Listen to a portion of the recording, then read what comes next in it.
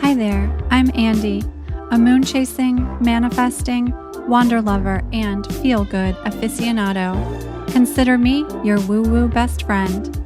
This show is a sacred space for ideas, concepts, and modalities that might be considered taboo, but that I personally find a great magic in.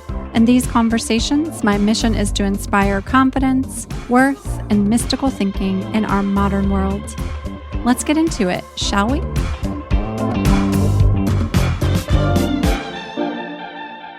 Hello, welcome back to the show. Or if it's your first time listening, welcome. First, how you feeling? As the team and I have been over here working on bringing you this episode, bringing you the newsletter for those that are subscribers to that, bringing you new resources, blog posts, etc. We are certainly feeling a bit of heaviness in the air. We wouldn't be human beings if we weren't feeling some emotional weight during these times. So a conversation we've been having is, how do we keep showing up? For me personally, every morning I show up to my practice. I sit down, I meditate, I breathe. For those that have been practicing Soba Kriya, which we're going to talk about in this episode actually, it's a Kriya for invoking the wealth of the universe, and a Kriya is a meditation, movement, breathwork combination. So for me, I move, I meditate, I get into communion with my body, because if I don't, the habits and the patterns that were infused into me when I was a little tiny version of myself before I was even 6 or 7 years old, those habits and patterns start to take over. And you couple that with the stories filling our feeds, filling the news, filling up our minds, and we can become quite paralyzed. What we experienced and learned as a child shapes us. For most of us, we weren't given guidance on how to process our emotions and handle the world around us. There's a bunch of grown-ups running around with underdeveloped emotional intelligence, and that's pretty terrifying, honestly. There's also the general programming that no matter who you are, there was some sort of programming that perhaps you're working to undo. And that could have been something that was shared with you from teachers, parents, the media, peers. We all have some sort of programming we're working to undo. For me, the only way I can show up every day and deal with the world right now and not be in full trauma response is by actively working to heal and process. And if you're hurting, you're not alone. And the goal here is to continue to bring you tools, free resources. We offer workshops and more in order to support you in moving into a lighter way of being. So this episode is a special episode. I'm bringing 3 women, 3 guests onto the show who have been a part of my courses, workshops. Even all 3 of them came to the retreat in Tulum. So all 3 of them are a part of the Culte La Lune, Art of Lunar Living course, our manifestation course. All 3 of them are a part of Seachangers, my program for soul-led women in business. And all 3 of them came to the retreat in Tulum. So they are certainly friends now. They've become soul sister friends, collaborators, supporters, partners. And I am really looking forward to sharing this conversation. These are real women finding their way in the realm of business, life, soul, spirit, relationship. And I love getting to have conversations like this because I think it's truly the way to see what's possible. I invite you to let these 3 women become expanders for you. Welcome, Christine, Mary Kate, and Mariah. I'm so thrilled to have all 3 of you on the show. Welcome, ladies. I'm so excited to have you here this morning. Hello. Hello. Thanks for having us. Yeah, I'm so happy to be in this conversation with the three of you. So, this is obviously the first time we've had an episode in which it's a group conversation. It's also the first episode in which I've had women who are truly friends of mine, who've also been in some of my programs, who I've traveled with. We were all on the Tulum retreat together. And when we were talking about putting this show together, I really wanted to have three women doing incredibly soulful work, really interesting things that have deep connections spiritually. And I wanted to bring your stories forward and talk about what you're up to and how you found your way into your practices, what's working, what you've tried that maybe isn't working, all that fun stuff. So my intention is this is just going to be a nice little juicy conversation about all of that. So we'll start with sun, moon, and rising, a little astrology as we do with every episode. So how about we go sun signs first, then moon signs, then rising, and let's go there. So Mariah, I'll start with you. Sun sign lady. I am a wonderful Aries moon. Oh, well, sorry, sun. Aries moon too. You're an Aries sun and an Aries moon. Yeah, lots of Aries. Yeah, so much Aries. Mary Kate. Well, I'm also an Aries sun, so we've got a whole lot of Aries right now. So much fire. So much fire. Christine. I am a Cancer sun, so bring a little water to the table. Yeah. Yeah. Keeping us cold out a little bit. From getting too parched. Yeah. Okay, so then Mariah, you're Aries sun, Aries moon. Mary Kate, what's your moon? I am a Pisces moon. And Christine, your moon? I'm an Aries moon. Oh, two Aries suns and two Aries moons in one conversation. Mm-hmm, mm-hmm. Okay. And Mariah, you're rising? I am a Taurus rising, little ground to even out the fire. Yeah. And I'm a Taurus. I'm a Taurus moon. So we have that in common. Well, we both have Taurus in our chart. Yeah. Okay, Mary Kate? And I'm a Gemini rising, so a smidgen of air. Okay. Christine? And I'm a Taurus moon. Right. We're on rising, Christine. Rising. I'm a rising. Sorry. I was like, I'm a Taurus moon. I just said I was an Aries moon. I think it's also like such a script that you learn of, oh, I'm an Aries sun, Pisces moon, Gemini rising. And then when you split those things up into separate statements, it's like, wait, who am I? Okay, so let's get into your stories. Let's talk stories, ladies. So Mariah, we'll start with you again. So I'd love to hear a bit about what you're up to, what's going on in your life, what you're working on, that little elevator pitch.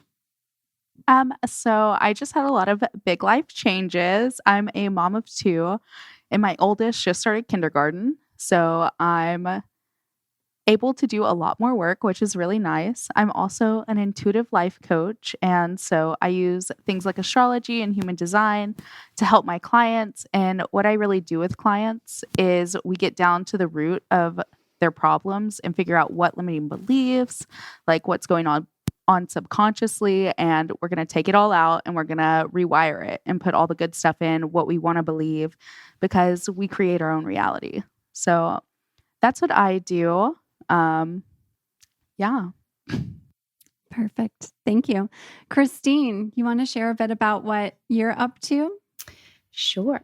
So I work as a personal stylist and in the sort of a general aesthetic range. So anything that you need help with aesthetic wise. So clothing, interiors, plant styling, organization, and basically go in and work with clients on figuring out where they feel stuck, what the energetic block is that they're dealing with. And I love reading people's closets, kind of determining the health of their closet, which really speaks of like a lot about how they're feeling about themselves.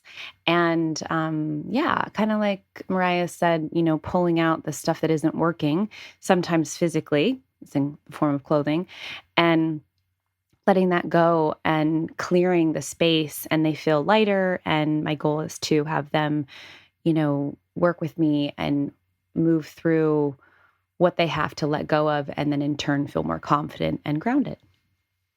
Beautiful. Yeah, you're both doing spiritual work in which you're doing a lot of this like cleansing and rewiring, and you're doing it in very unique ways, but it's all connected. It's all connected. Mary Kate, over to you, my friend.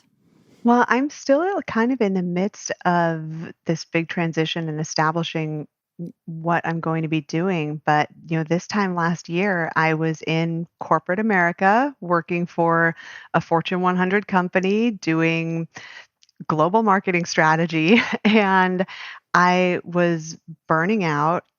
And a year and a month ago, I had a really intense spiritual experience during an acupuncture and energy healing session. And I realized I needed to start thinking about doing something else. And so I took all of my vacation and I used it to get certified as a hypnotherapist. And I did an NLP master practitioner training, and now I'm in a year-long coaching certification program. And so currently I work with women who are typically in corporate and experiencing burnout, and we do various hypnotherapy techniques to kind of like Mariah said, dig into what are those old programs that are keeping them stuck or making them feel like they can't be themselves at work, they can't be authentic. And it's a big issue for women in tech, especially, is that feeling of having to not be feminine, not be creative or spiritual or intuitive. It's a very, very masculine energy there. Yeah, I certainly, when I was leaving my corporate career, I think back still often to the beginning of that time. And I feel incredibly lucky. I had a mentor when I was I was just getting started. I was maybe 23 or 24. And I was kind of in my first big meeting, kind of boardroom sort of meeting. And I was one of maybe 3 women in the room of about 12 people. This is the beauty industry, which is interesting that the beauty industry would be particularly male dominated, because it's like, this is lipstick and hairspray we're talking about, but still. So my mentor after that meeting was like, look, the reason you're in this room is because we trust your gut and we trust your intuition, and we don't need you to show up like the boys, like at all. And it was so in me that I needed to show up that way, was what was expected of me.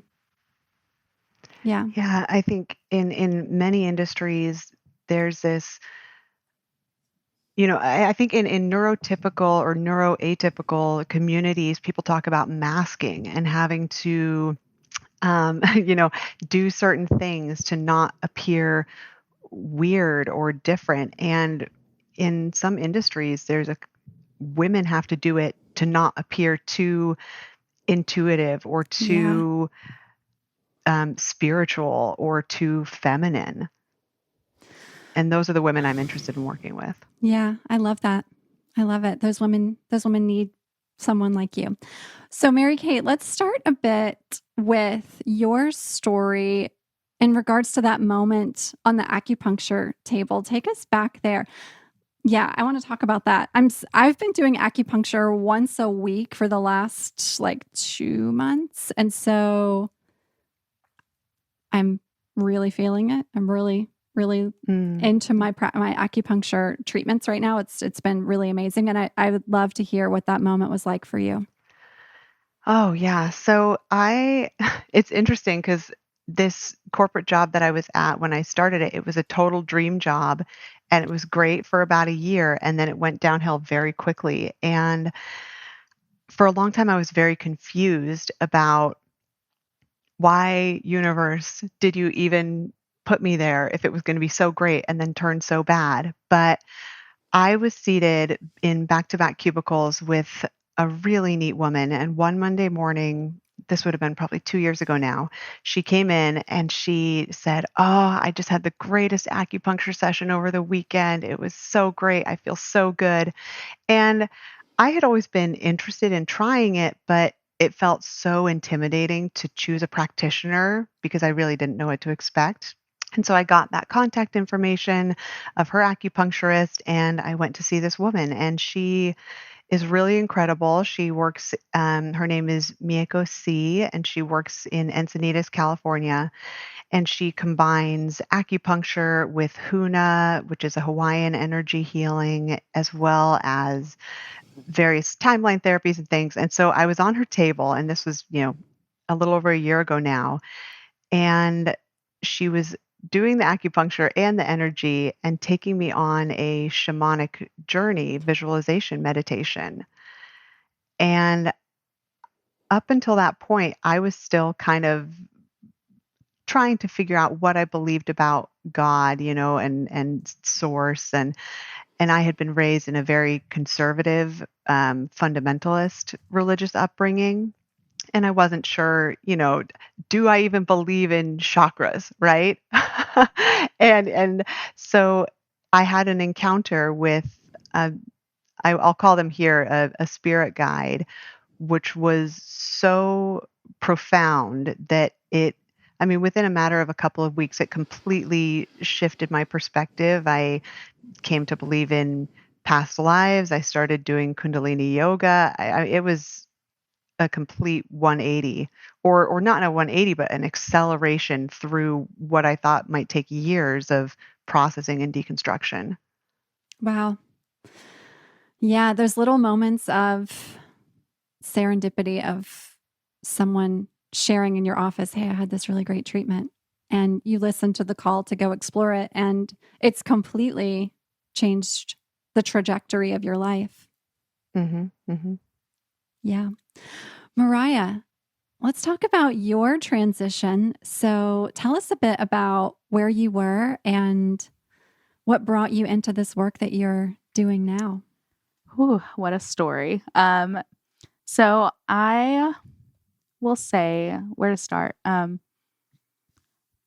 I started about 2 years ago working with a holistic nutritionist.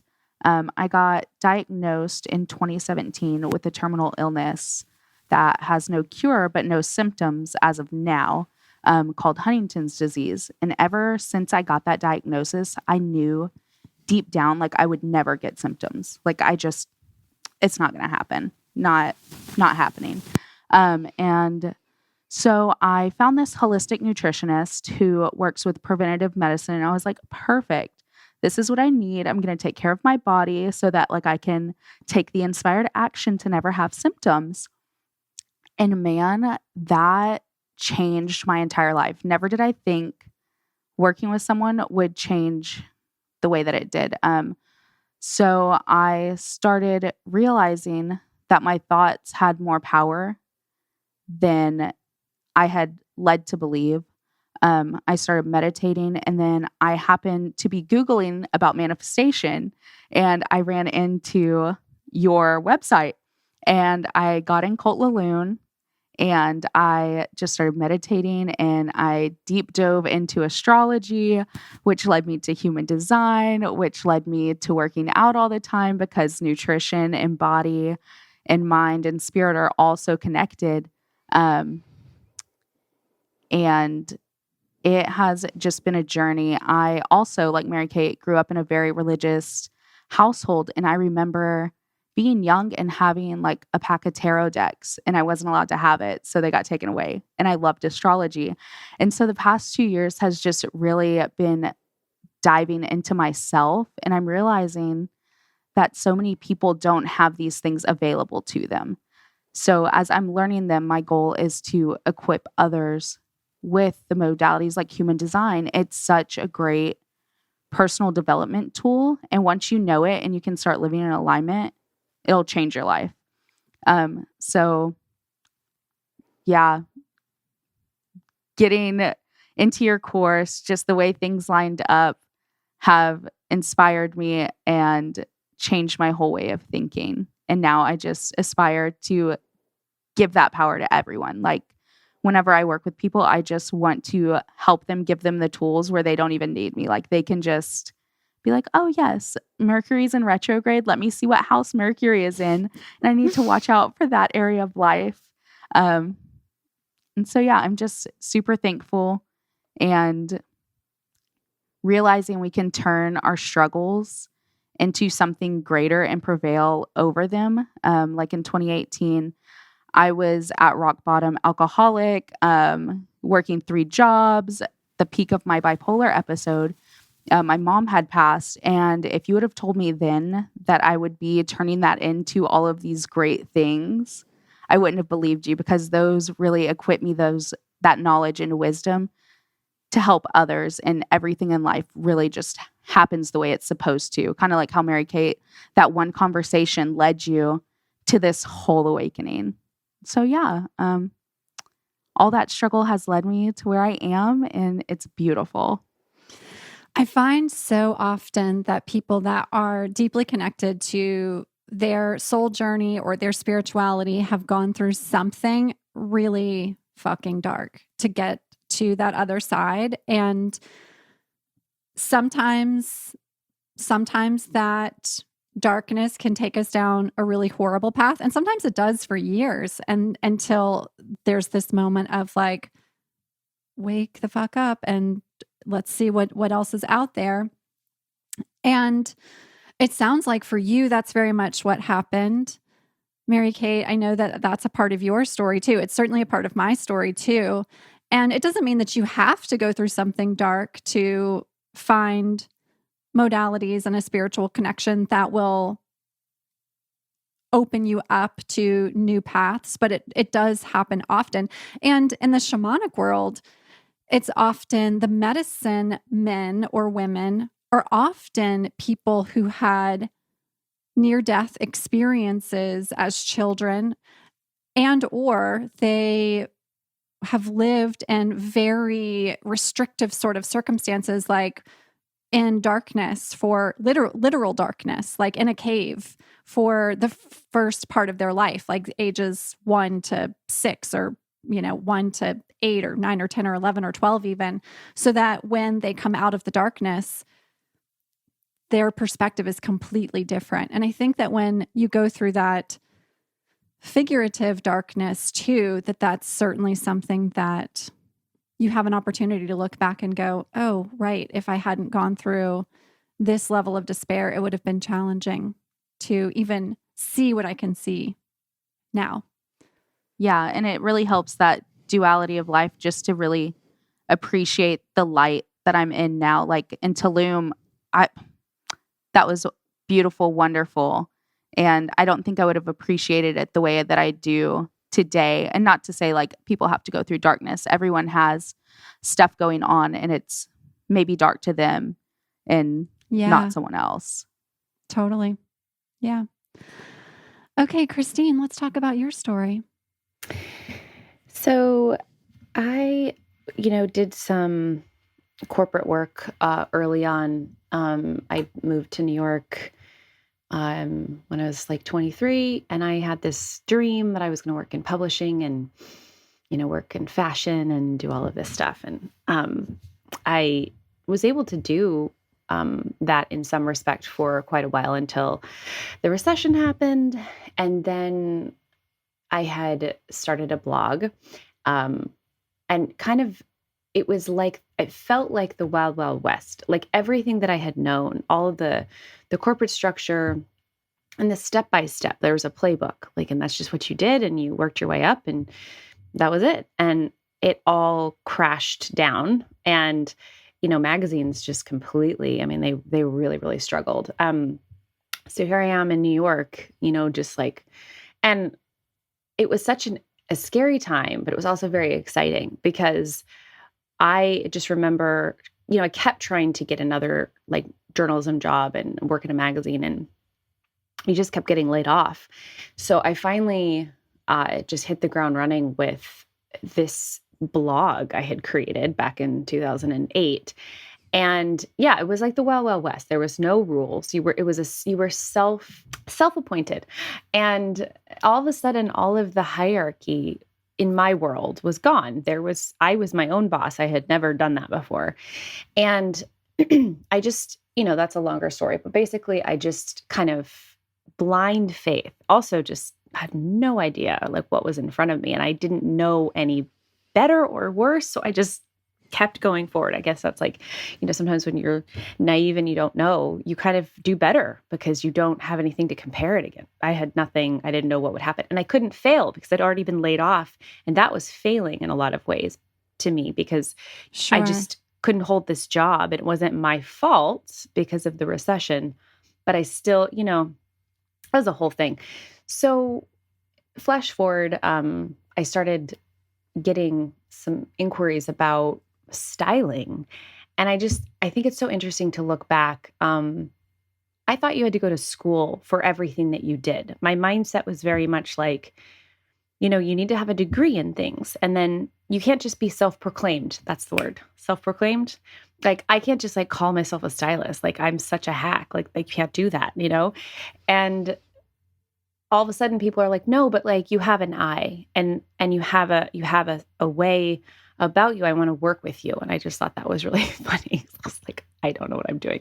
So I'd practice on my friends and everything. So that started to take off. But the spiritual part of it, for me, I did not integrate that for years. And my mom always said to me that, it would be really grounding for me in New York to have some sort of spirituality, something that was bigger. She didn't care what it was. I didn't grow up very religious, but I did grow up with my grandmother who in her later years studied metaphysical healing. So as a young child, she struggled with cancer for years and she never had chemo. She kept herself healthy for as long as she could through meditation and visualization, which is like amazing. And so she lived with us. She passed in our house, but while she lived with us, she taught me, how to use touch for healing. And she taught me about meditation and visualization. And I remember not really understanding what my mom wanted. Like, what did she want me to go do? Sit in a church? Like, where am I supposed to find, it's New York. It was so like surfacey. It was fast. I was in fashion. It was like parties and all these things. And she's just kind of kept saying like, you got to find a grounding moment. And I just remember finally realizing like coming back to my grandmother and coming back to my intuition, which I think I might have just kind of put in the closet for a while. I just didn't really think about it. I was really young and I was moving fast and there wasn't time. So nothing, I don't want to say nothing, I don't think anything happened necessarily to me that was dark or shadowy. I did have a huge transition in 2017 when I decided to leave New York and come back to Seattle, which was a huge transition after being there for about 13 years. But when I came back, I think I had to start all over in a way. And I realized that I started to really bring intuition, energy, meditation, visualization, all of that into my work with clients. And then this last few years has been amazing. I've started to take classes with Andy. I do Culte La Lune as well. And also like going to Tulum. I mean, that was just transformative. But what's been so exciting is owning. So I guess what I want to say is I had an idea of what I wanted, I thought fashion should look like and my job should look like, and kind of afraid maybe to ever talk about that side. And now I only want to draw people that are interested in doing the deep work with me. I don't know how to do shallow now. And I don't want to say that there's anything wrong with being on the surface. I wouldn't say I was a shallow person. I just didn't explore that side of me. And now I know my human design. Now I know, so much more about astrology. And I want clients that want to do the deep work with me. And so now I'm really exercising that muscle. And it's a key part of actually anytime I talk about my work, it has nothing to do with the clothing. It has nothing to do with the physical things hanging. And it's exciting to peel back those layers on myself, to not be afraid of it, to not worry that anyone thinks I'm weird talking about energy when you're talking about a closet, because like that doesn't usually, the stylists that I knew, they didn't they were styling for the cover of In Style or something. It wasn't energetically anything to do with that. So, so my story is, it's just this interesting journey of kind of coming back to myself and coming back to my truth and honoring the things that I learned when I was small and honing my intuition and gifts. Yeah. I mean, how many people, in these sort of experiences will tell you that when they had this moment of finding a reconnection to their intuition, a reconnection to who they are, that it is exactly that it's like going back to what you knew when you were small. And it's just the stuff that gets so programmed out of us as we grow up. And it's why in Culte La Lune, we start in the first journal prompts with like, let's go back and look at like what little you was up to and honor what little you has to say, because it's like we all have this inner child within us still. We're just in grown-up bodies now. That's just like where we're at now. And when we remind ourselves of that and get out of our heads really, and out of the pace of the world, we can often see pretty quickly what would really light us up as adults when we listen to that versus what we think we're supposed to be up to. Yeah. Christine, for you, what was do you have a moment or a practice or a modality or something that you were attracted into first that really started to allow you to bring this energetic and spiritual way of approaching clothing into your work? Like what allowed you to get that confidence to shift in that way? I think it might have been, I think I knew some of it when I was still in New York, but I was so distracted with what was going on with me, and I was not in a good place near the end of my time in New York, and I don't think I had any room for I didn't have any room to see that about myself. I was so I think when I moved back to Seattle, I had to get really clear. I mean, the ego of living in New York, that whole thing. I mean, it's a bunch of BS, but it's true. I mean, it's like you lived there and now you don't. And what happened to you? And why aren't you there anymore? You couldn't hack it. You couldn't do it. All of these voices. So when I got back to Seattle, I'm with my family. I am living at my parents' house. I'm, trying to start over. And I had to get really clear, and I had to like shut out all the noise. And it took me a couple of years, but I think I started to go down the route of wanting to deprogram. And I wanted to understand ego because I didn't like it. It's like, this is ridiculous. I know better. But I wanted to honor it too. I don't think ego is bad. I was in a very not self place with it. So I wanted to understand ego. I started going down, doing things with Lacey Phillips, with her to be magnetic, and deconditioning and looking at the shadow. And I started learning about all of this. And it was familiar, but I had to find it myself. And then as I started to do that, I pulled back these layers and was kind of seeing things a little bit more clearly about myself. I think it always does start with yourself, right? And then you can go out and actually share the gifts and have more clarity.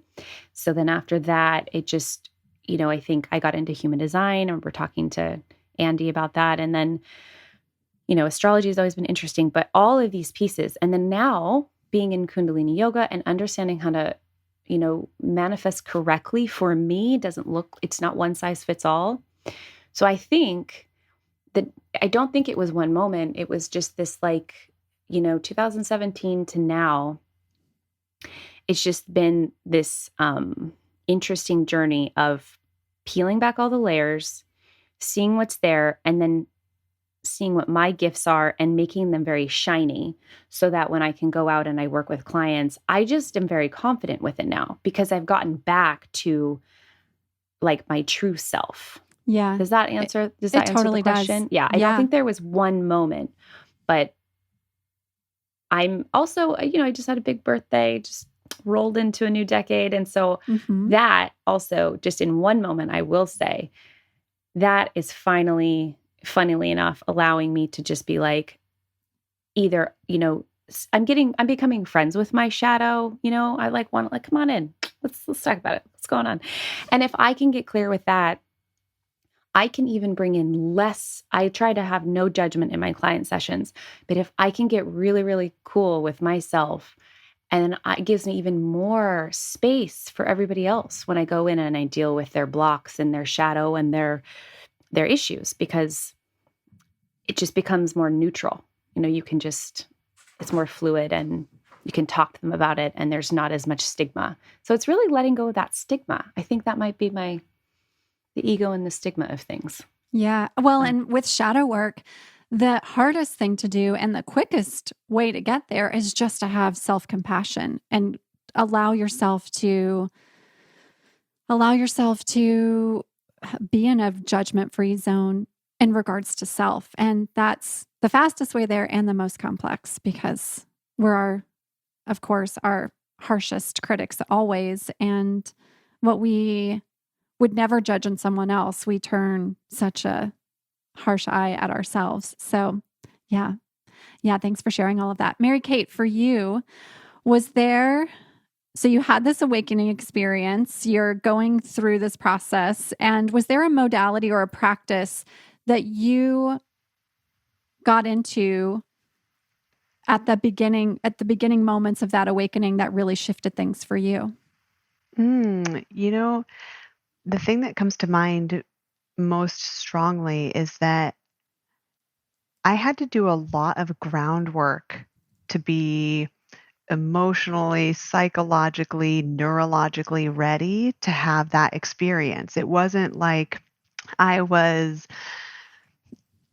out clubbing every night and, you know, gossiping about people and, just eating junk food. And there were several years, I think, Mariah mentioned having some really intense religious pressures and very like, you must believe this or you're going to hell. And, that's what I was raised in. And I, got married very young, and it was not safe, not healthy, not happy. But I truly believe that God hated divorce, and that if I left, that would be a sin that I might go to hell for. And I believe that until I finally got out at age 25. And so, following that, I self-medicated with alcohol for several years. And then it was only in 2017 that I started to think, okay, I am really unhealthy, unhappy, miserable. I hate myself. I can't even look at myself in the mirror because I'm so full of this darkness and self-loathing. And so for me, the first thing was I stopped drinking. And so then I had always been interested in the metaphysical, the occult, but it was completely squashed in my upbringing. And so I started to become interested in astrology, and then I wanted to get some crystals. And I also lived in Seattle at this time. I was in a really cute apartment in Ballard near the locks where the boats come in from Puget Sound to come up into Lake Washington. And there was this little crystal shop called Northwest Crystals, owned by this amazing woman named AJ. And I walked in there and I just said, "Hey, I'd like to get a couple of crystals, but I don't know what I'm doing. Can you help me pick out some starters?" And so, she got me started with, of course, some selenite and rose quartz and amethyst and clear quartz, kind of the big ones for somebody who has no idea what they're doing. Like, you got to have these to start at least. And then she said to me, walk around and just see if anything else jumps out to you. And I think at this point I was maybe 2 or 3 weeks sober, maybe a week sober, I don't know. And I was walking around and I saw this beautiful stone and it was just calling to me and I held it in my hand and it just felt really good. And so I went up to the counter as she was finishing smudging and wrapping all the crystals for me. And I said, "Oh, I'll take this one." And she said, "Oh, okay, great. When you get home, here are all the names of the crystals on the receipt, and you can look them up. Go to healingcrystals.com and look at their metaphysical directory." She said they have the best information on crystals. And so I went home and I looked it up, and that stone that had called to me from across the shop was labradorite. And Mm. when I looked it up, one of the things that was at the very top of the page is that it's a stone of sobriety. And I just had this kind of like one of those moments where Ooh. you're like cracking a safe and it goes click, click, click, click, click, and everything kind of slows down and pulls into focus. And then the safe opened and it was like, whoa, something's happening here. Wow. Oh, I got the chills when you said I that. did too. That's awesome. Yeah. So it was crystals and astrology and yoga and that whole just kind of journey. And doing 3 years of all of that, just exploring and following the breadcrumbs and learning before I had that really intense experience. Wow. Okay. Thank you for sharing. Wow. Okay, Mariah, what was the modality or moment or practice that supported you in stepping into this new way of showing up for yourself? So I would say I started deconstructing everything that I was taught as a child, after I got sober and had my second baby. And that was really the beginning. But what helped me like really get through it was I started doing a lot of movement, and not to lose weight, not because I hated myself, but out of a place of I want to better myself. Like, this feels good. And I realized that it was a way of releasing trauma. So as I'm doing this shadow work, I'm doing this movement, and it went from just walking on the treadmill. And I was like, oh, let me lift some weights. And then I played mantra music while I started to work out. And that was a game changer. That was amazing. And so it went from that. And then something that else that really woke me up was someone told me that something you don't like in someone else is just triggering something you don't like inside yourself. So I really got in this conscious practice of when someone else bothered me, I took a look inside and was like, ooh, why does this bother me? What's going on inside of me? And combining those two things and doing that work and then finding human design, that's when it really just like clicked, because I found out I'm a projector, I'm here to guide. And whenever I waited for the invitations, I started to feel successful. I like things just started to line up for me. And I think just a combination of all of those things, deconstructing what little me was taught for so long in such a toxic religious household, and really finding my own way and doing all of those things together have brought me to where I am now, to where I can share my gifts and be fully me and not worry about others' perception of me. Yeah. Yeah, that projection piece is so important, right? And it's something that we just miss so often. It's like, okay, why is this girl at the office like just make me crazy every day? It's like, oh, because I got some of that going on myself and I just don't even see it. Exactly. And then as well as whenever we start to think of others, like we all have our dark stuff, and realizing that everybody else, even if they don't show it, they have a lot of shadow and dark inside of them that could be happening. So it's most likely not even about you when people project their stuff onto you. Yep. It's the truth. So we've talked about a lot of different modalities. We've talked about mantra music. We've talked about NLP. We've talked about acupuncture, astrology, human design, Kundalini yoga. I mean, all the things I'm really into. I love all of this. The crystals. Mary Kate is showing us her crystals. I have a massive clear quartz cluster in my lap right now.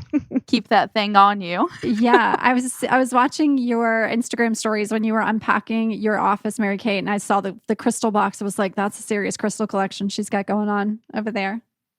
Yeah, I have to collect now little pouches and baggies and all the velvet baggies that come with jewelry and things. Those are all perfect, crystal packing materials. I love that. Yeah.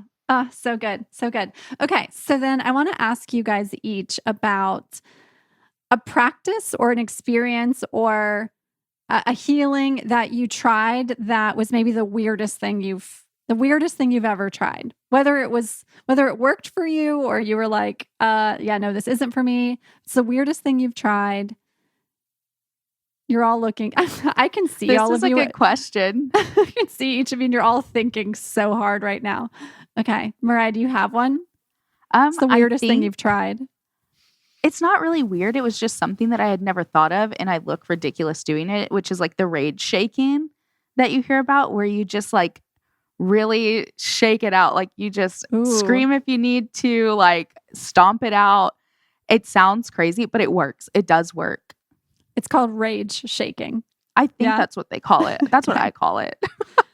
I like it. Okay. I'm putting all of this in the show notes too. I've got like a list going over here. It's like we love to see it. Yeah. Acupuncture, healingcrystals.com, human design, mantra music, etc. To be magnetic and rage shaking. Yes. I like it. Okay. Christine, do you have one? You've done some stuff. I know you have. I've done some stuff. It's funny because now I don't look at it as like nothing strikes me as weird. Like, right? Sure. Like I'm like, yeah. I don't know. So maybe it's like, what's the most woo-woo thing that maybe doesn't even feel woo-woo to you, but a friend would be like, wow, that's really woo. Oh, yeah. Sobakriya. The getting into Kundalini. Andy first explained how to do it as a Janet Jackson music video of like a lot of like doing things with your arms and like moving around and like I'm like trying to work at not caring if someone were to walk into the room, but my husband has walked into the room before and I decided to be like, you know what, screw it. Like, I'm just going to keep going. And he'll like, he knows he knows me very well. So he's just like, okay, like I know what you're doing. But like my arms are up and I'm circling them back and I'm like chanting and he's just like, and I just like look at him and I'm like, what? I'm doing my manifestation, like Sobakriya money dance right now. Can you just like leave the room? So I feel like Sobakriya like just looks intense to anybody else like looking at you. Plus it's like these like exaggerated movements with like chanting. Then the music is like, mantra. And then I also think like not even woo, but just like, again, with the movement, like there's a something called The Class, which is offered in New York and LA. Yeah. It is my favorite thing in the entire world. I don't know when I'm going to go back to it, but it's a mix of like high intensity exercising. But while you're doing that, the teacher is like just yelling about like all the things that you have to release and like, just doing all of that, like really amazing self-talk. Every time I cry. So I'm working out and I'm crying, doing like a burpee because I'm just like, and then there's jumping jacks. And it's like this weird mix of like spiritual release with like high intense exercising, which again, walking by and looking at that, you're like, whoa, what are they? It's dark. It's like, it might be close to rage. Like, I feel like I wanted to bounce out all the rage if I was upset or angry or wanted to release something. So yeah, if anything else comes up, I'll let you know. Yeah, no, I love that. Okay, so I'm thinking about when we started introducing Sobakriya into Culte La Lune. I mean, okay, so for anyone who's listening who's like, I've not been in Culte La Lune, I don't know exactly what happens there. It's a course that is the art of lunar living, but it's very Kundalini based. And it was maybe Mariah, you've been in Culte La Lune from like the jump, from like the early days of it last year. I think it was like month 2. I decided to bring Sobakriya. It was like 2 or 3. And I think what I did that month was like 1 part each week because I was like, if I give them this all at once, they're all going to run away immediately. They're all going to be like, what is happening here? I'm not doing this. Now it's like, we've all been doing it for long enough. Now you have like a 30-day, 40-day challenge where people are like with you doing it, like in herds of people. It's great. And now if somebody new joins the community, it's still weird for them. It's still woo-woo for them. But then there's this other group of 50 people that are like, it's amazing. Come on in. You're gonna love it. You'll be addicted to it. It's fine. Just give it a shot. Oh, yeah. Yeah. Yeah. And for anyone who's listening who's like, I don't know what this is, but I want to try it. We are doing the 40-day challenge right now on the Culte La Lune Instagram page. And by the time this episode comes out, I think we'll still have some days left. So you can come and try it out. We're doing it for 40 days because that 40 days gives you an opportunity to have a marked subconscious shift. And as Christine said, it's like doing a Janet Jackson money dance kind of, it's but like you're a seated. It's active meditation. And whenever anyone asks me, what meditation are you doing? I can't meditate. I'm like, do you want to try my active meditation? Because you're so busy. You're not even, your brain is just so thinking about the next thing that you're doing. Like once you get into it, I mean, you do truly get like, it can be mesmerizing at times. Like if you really like drop in, it's not just sitting there trying to be Zen. Like you're active. I'm sweating. It's a lot. Yeah, it's true. You said the 40 days too. I always remember that. I think you told me that that's when your blood cells shift over. Did you hear that? Yeah. That really always like stuck with me. I thought about like, especially if I'm needing to cleanse or sort of feel renewed. I feel like that really stuck with me the more I learned about what was behind Soba Kriya, like why your arms are at this, angle and why you're saying this at that time and why the 40 days, because it could be arbitrary. It's like, well, I don't know, just do it because that's what I said. And it's like, no, it's actually because your blood cells, you have new blood. And on that note, actually, I think in one of Deepak Chopra's books, I think possibly Quantum Healing, there is an old edition of the book that has a list of how long every part of your body, every type of cell in your body takes to fully turn over.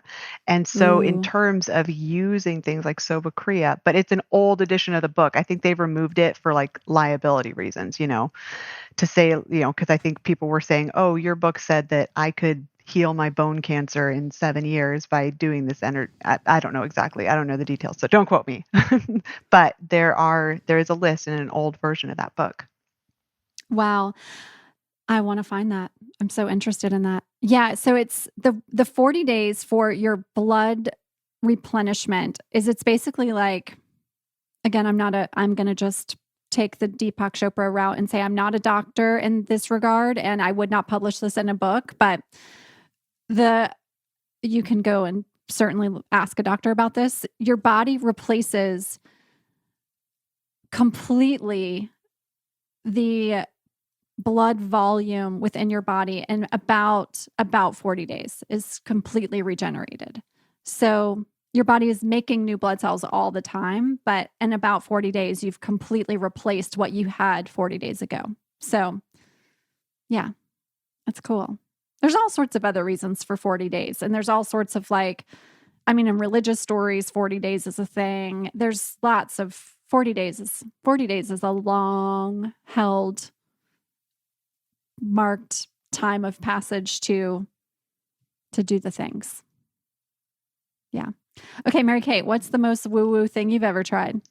It's so funny because I was sitting here thinking like, man, I don't know, like acupuncture isn't that woo, energy healing, Reiki, astrology, working with a really talented psychic. And I'm like, none of this sounds that woo anymore. And then I'm sitting here with my Jupiter talisman around my neck.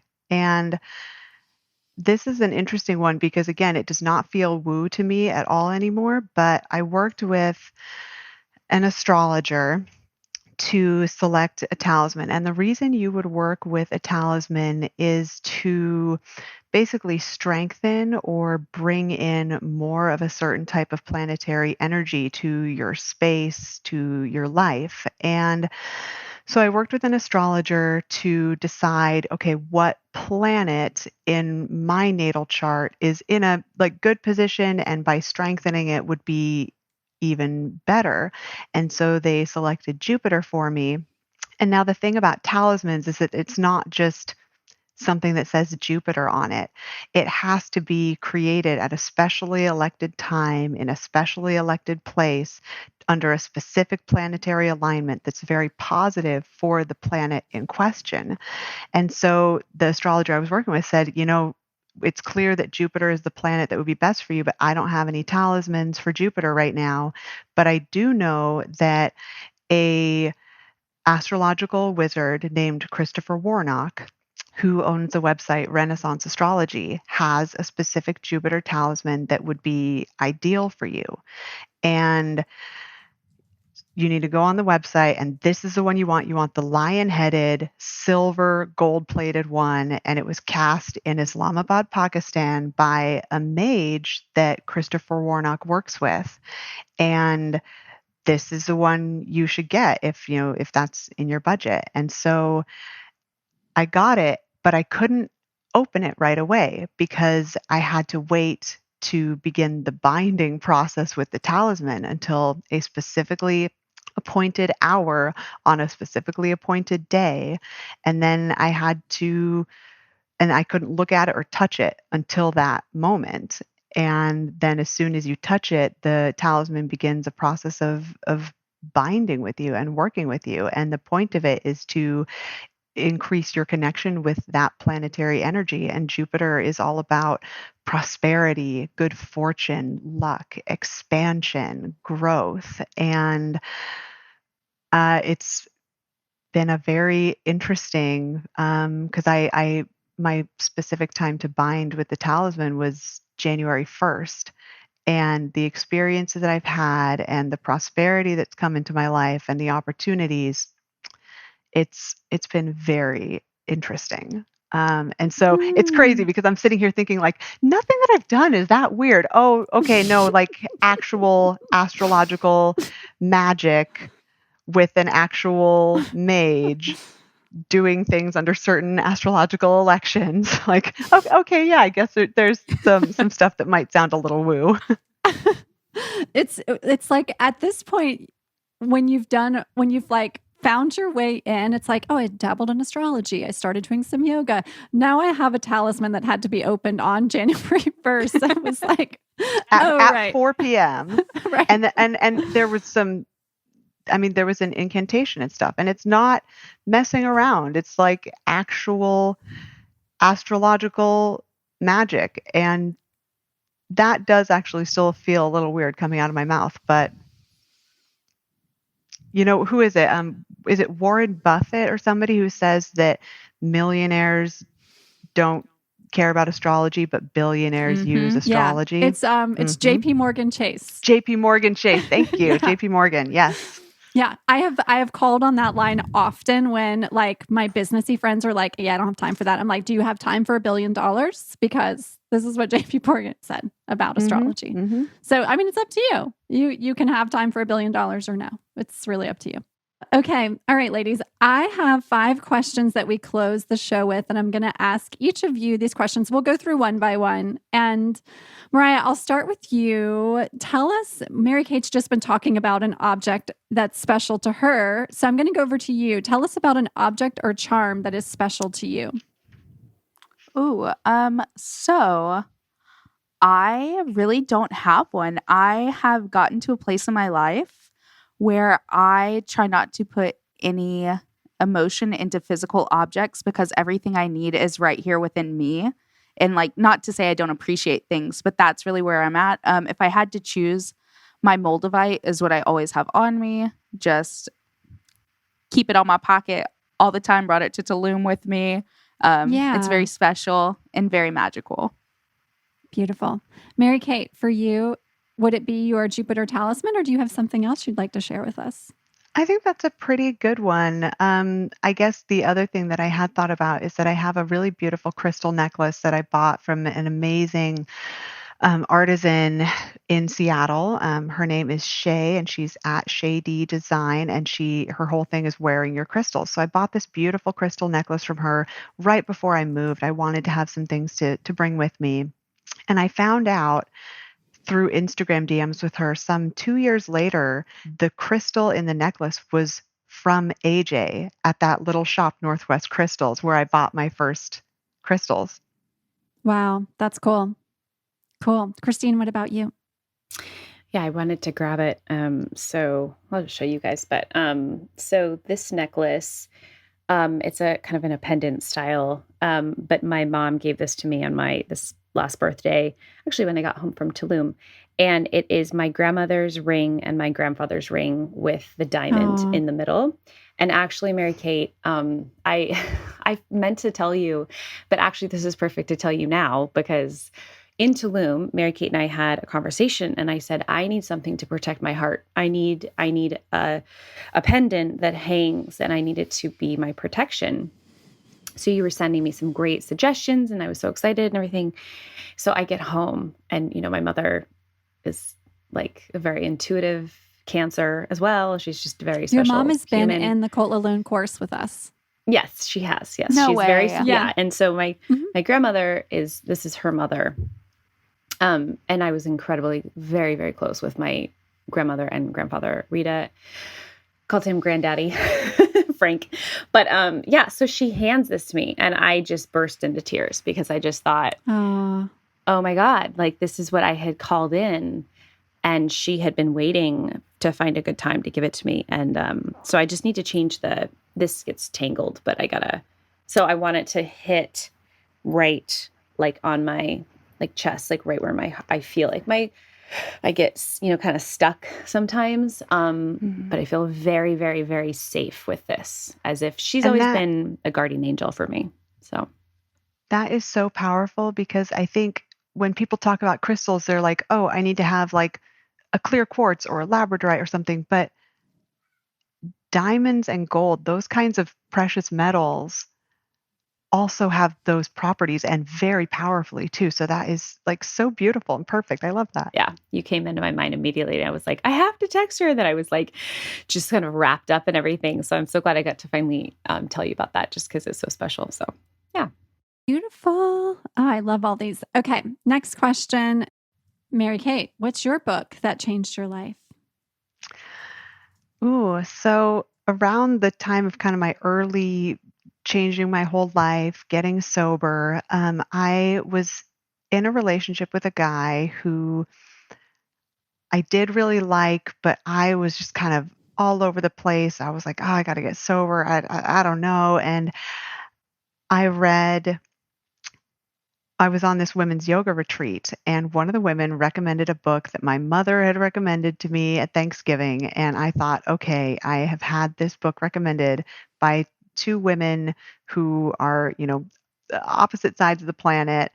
And so it's called Attached, and it's the science of adult attachment. And so essentially that combined with this other book called Hold Me Tight by Dr. Sue Johnson, I was able to realize that I had a disorganized and avoidant leaning attachment style. And so I had never really, as after my divorce, I never wanted to be in relationships. I didn't really want people to get close to me. And I thought that that was actually fine and good and healthy because I was like, I don't need anybody. I am totally independent. I don't need anything from anyone at all. And like, if I let you be in my life, cool. Okay, sure. Like, we can maybe have some fun together. And reading those books cracked me open to realize that I was not healthy. I was keeping people at bay so that I didn't have to be vulnerable. And I was able to read that and think and realize I don't want to be this way in relationships anymore. Mm. And so, yeah, books, Attached, Hold Me Tight, really helped me see a way that I could grow and become a better me and happier. And yeah. Yeah. And I'm still with that guy because of those books. And we're crazy yeah. in love. And you're crazy in love. You sure are. I love it. Okay. Mariah, what about you? Book that changed your life? I have two. I will start with The Power of Habit. I Ooh. read, and That is was when almost my book, Mariah. Of course it was. We're just linked. But that's when I really realized how much power over the reality like our brains have. Like it's just insane what we think, what we do on a daily basis really leads up to what our life is. And as well as quantum healing, we talked about it already. And I think previously on the podcast, someone else has talked about it. But quantum healing put the logical perspective of what I've been feeling since 2017 with my Huntington's diagnosis. Like, I have this power to regenerate all these things, and just, we are really the makers of our reality. And both of those books together just really put it into perspective for me. So true. Okay. The next question is, Mariah, I'll go to you first. Tell me about an experience or moment that changed your life in a profound way. I would say Tulum, like that retreat. Aww. Really, like, not to sound cheesy, but it was truly life-changing. And to have such a good experience after the oddly hard 26 years of life I've been through, it was just really nice. I live in Texas, and there aren't very many like-minded people like me that I know. And to just be in community with so many wonderful women and practicing yoga and Soba Kriya together and dancing under a full moon on the beach and just having the time of our lives while people look at us crazy. It changed my life, and my life has not been the same since I've been back. Oh, thank you. I love it. I love it. Mary Kate, life-changing moment for you. There have been many, and I think I've already shared a few of the stories, but one thing that happened for me when I was a teenager was that I had my heart absolutely crushed by my high school sweetheart. He, cheated on me with a friend and then ran away and joined the Navy literally without saying goodbye. Oh my And it gosh. took me several years, like that teenage heartbreak. It took me several years to kind of process that and get over him. And I reached this point where I was hiking in the mountains with friends in Colorado, and it was, I think, 2008. And I had just found out that he had a baby with some girl that he met at Oh, wow. one of his posts or something. And I just had not fully released it. There was still a lot of pain in there. And we hiked up this mountain, and one of the couples wanted to just kind of chill, and one of my friends wanted to go further along to this waterfall. And I walked over to this cliff's edge, and I was all by myself, and I had just found out about his baby like the night before. And so I was sitting on the edge of this cliff crying and calling out to the divine and pleading to just make the pain go away. I was just in so much emotional pain. Excuse me. And I was kind of sitting there, I guess, praying. And all of a sudden, it was like the bottom just kind of dropped out of my body, and all of that pain just whooshed out. Wow. And then it was like this warm, like this warmth flooded my whole body, this just healing kind of beautiful warmth. And it was gone that day. Something divine just came in and washed out that the pain and the sadness around that, my first heartbreak. And yeah, it was very powerful. Wow. Wow. Christine, something that changed your life in a profound way. I was going to say moving to New York. I mean, truly, like I mean, travel and relocation can do it for sure. Yeah. I mean, I didn't tell anyone. I didn't share it. I just knew I was going to do it, and I did it. And I think the incredible life I had in that city for 13 years, and the connections and the people and the experiences and the trips and the work that I got to do and where I got to live. I mean, it was like an incredible blessing. And I think it absolutely has shaped me. So I think that decision and that following that and just being like, and that was a long time ago. So obviously, it doesn't feel, I mean, it's relevant, but it's not but I would also say your trip was very transformative. It was very freeing. I got to teach dance. I stepped into that of teaching in person. I've never danced under a full moon before. I had my 40th birthday with y'all. Like it was pretty transformative. So I would say the current one. When you were talking about the dance, it reminded me that when Mariah was talking about the rage shaking and you were talking about the class, that you kind of had us do a little bit of that. And that was so cathartic. Mm-hmm. Yeah. Yeah. It gave me the confidence to know that, I can do that. I can teach that, but that there are women that are craving it. And so just having, you guys like be there and be so accepting and excited about it. I was like, that was changing for me because it made me feel confident and it made me feel like, oh, here's my people. Like, this is a thing. Like, this is exciting. And it's so, like you said, cathartic and healing and expressive and great. So it's so good. It's so good. Okay. Next question. Christine, I'll go right back to you for this one. What's something you do daily for your health and wellness?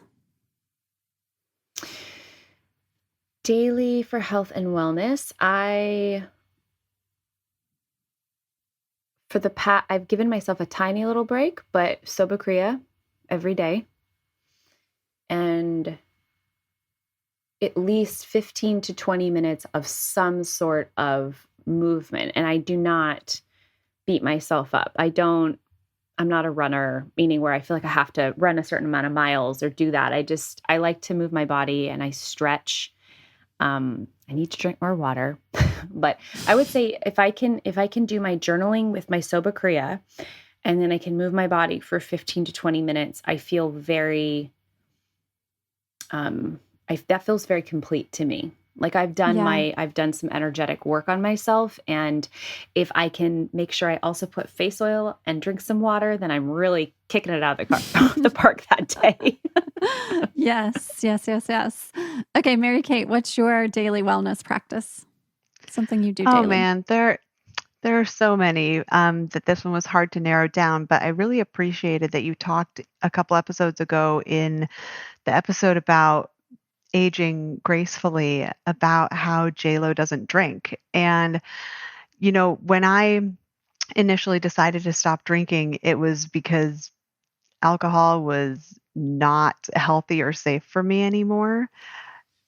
And, it's been some 3.5 years now since I've had a drop of alcohol, and I feel so good, and the first year was like, wow, I'm waking up without a hangover again. And so sometimes it's because it's just so part of my routine and just life to not drink, I forget how much it contributes to feeling great. Yeah, it's so true. I've had some weird, I have to ask you to this, Mariah and Mary Kate, because I know you have had many years of the sober life. I've had dreams. So I just passed my 3-year anniversary of no alcohol in my life. So yay, that's been an exciting. Congratulations. Thank you. It's been an exciting mark in that journey. I have dreams sometimes where I get drunk in the dream and it's so weird. I'm like, what? Oh, and it's like I can feel what it used to feel like in the dream. And it reminds me when I wake up of how much I never want to have that feeling again. Do you guys experience that? Is it just me? No, it's me too. I'm coming up on 3 years in December as well. So we're all around that 3-year mark. 2018, big year. Yes, transformative. We should look at the astrology of that year. Anyway, I have had lots of dreams like that. And then like dreams that I accidentally drink and then I just feel awful, like physically just like bad.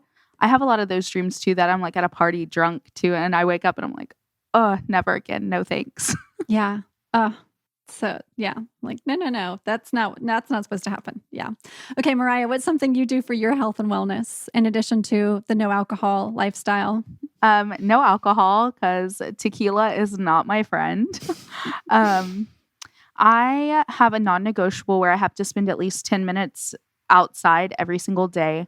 Nice. some type of movement. And then I'm trying to get back into it, but I had a really good daily practice of where I would do my tarot pool for myself every single morning. And it just really filled me up, and then journal about it. And yeah, water, movement, outdoors, and some kind of spiritual activity. Non-negotiables, have to do it. Okay, Christine, a moment you knew magic was real. I started looking at magic as blessings. So like I always see 11:11. I think that's very magical. Yep. When I started doing another round of Sobakriya and actively journaling and actively manifesting and calling in, within the month, I had exactly what I wanted that showed up, which is a separate working space that I'm getting the keys in about 2 weeks. So that was Yay, wild. congratulations. That's pretty magical. Wild. It was magic. Yeah, good magical moments. Mary Kate, a moment that shared with you that magic was real. Okay, so when I was living in Seattle, I had been working in the tech industry for some time, and I was working for, again, just those Fortune 100 type companies, and I really wanted to move to San Diego to close the distance with the man that I'm with, and he is an immigrant, and so he didn't have a green card yet, so he could not leave his job. He was here on a work visa, and so it kind of became clear that if we wanted to be together in the next like 2 years, that I should move. And so I started looking for jobs, and I got this job offer, and I was pretty excited about it. It was a pretty cool kind of new company. And there was a nail artist, like a manicurist in San Diego who I'd been going to see, who was great. And she would also sometimes read cards. And she had the gift. She would read tarot cards. And so I had just like finished the last interview. They had given me the verbal job offer. It was like, okay, great. Like it was a little bit of a pay cut from what I was making in Seattle, but I was excited and going to be moving. Cool job with lots of opportunity. And so I went and got my nails done. And I said, could you just like do some cards for me?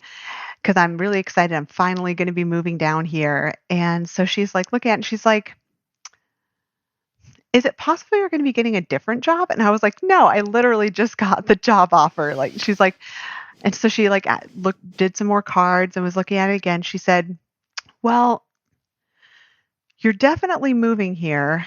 And like, everything's going to be great, but it's not going to be that job. And I was just like, that's just ridiculous. Like, they really want me. Like, it's going to be great. And she said, and everything will be totally clear by about July or so. And this was February, and I was supposed to be probably starting this job in April. So they were going to pay for my move. I got everything set. The movers were scheduled to come. Nick and I went to Japan for my birthday in April, and I got back from Japan. The movers were coming the next week. I sent a quick email to check in with my future boss, and he was like, oh, yeah, we didn't want to disturb you while you were on vacation, but something's happened financially, and we can't afford to hire you anymore or pay for your move or anything. And at that point, I mean, it was already locked in. The movers were coming. I had already paid a deposit on the move. And so I went ahead and just moved. And it was this like weird, like, but I ended up getting a much better job with much better benefits at a company that I have so much love and respect for, on an awesome team of people. And it paid literally 50% more than the job that got like took out from under me. And so up until that point, I didn't know if tarot was real, if divination was real. And in that moment, when that job got ripped out from under me, I knew, one, something very special was going on with that woman. Her name is Lindsay. And two, that it would be okay because I would have a different job offer by July. Wow. Pretty damn magical. Wow. Okay. Mariah, you got one? Okay. You got a moment that was magical? I have quite a few. I just had to think about it. So I feel like I've had like this witchiness, magical all around me my entire life that has just been kind of like shoved down from my background. And in the past 2-3 years, I've had so many just like instances of magical moments. So I think one of them is, and some people will call this a coincidence, but I don't believe in coincidences. Like, the universe knows what it's doing. So whenever I decided to go get tested for this disease, because I had no symptoms, I just knew that it was part of my lineage, I decided that if I had it, I wasn't going to have any children because it was the responsible thing to do, all this. So I went and got my blood work done, and it took about a month. 3 days before I got my positive test results for Huntington's, I found out I was pregnant with my oldest. Oh, wow. Which was very magical because that baby has my heart. Love him. And it just lined up in such a perfect way that there's no other explanation, as well as like in the past year, I've realized how powerful I am. And kind of like how Christine was talking about, whenever I put my mind to it and my intention and do all the things, I'm able to call in everything very quickly. Maybe not in the way I expected. Yeah. But the universe always has our back. It's conspiring in our favor. Truly, truly. Thank you. Thank you for sharing. Oh, this has been so special. I appreciate you all so much for telling your stories, talking about all your woo-woo stuff, being a woo-woo BFF to someone out there who's like, oh, I've been thinking about acupuncture. I've been thinking about trying the class, or I've been thinking about to be magnetic, or whatever it is that someone is inspired to, or doing Kundalini, or coming to Soba Kriya challenge, whatever it is. You guys have just been so amazing. Thank you so much. I appreciate you. Thank so much. you. Thank you. Thank you. Thank you. Thank you.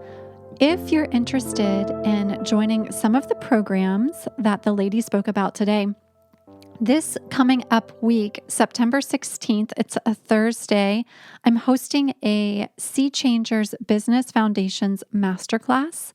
It is perfect for the person who is starting a soul-led business like Christine, Mary Kate, or Mariah, or has a soul-led business and wants to be able to move from idea to launch in a much quicker timeline.